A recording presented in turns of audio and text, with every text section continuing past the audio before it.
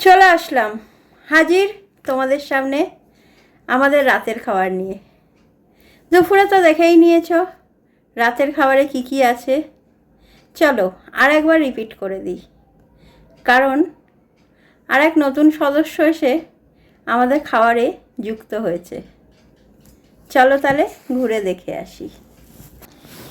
দেখো, গরম গরম ভাত প্রতিদিনই থাকে।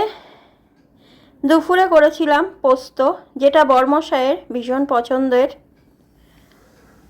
বেগুন দিয়ে ইলিশ মাছের পাতলা ঝোল, আর সঙ্গে যুক্ত হয়েছে সন্দেশ। বেশ কয়েকদিন বাদেই আমাদের বাড়িতে সন্দেশ আসলো। আইসক্রিম পর্ব চলছিল তো, তাই সন্দেশ কিছুদিনের জন্য বিদায় নিয়েছিল। দেখেই নিলে আমাদের রাতের খাবার।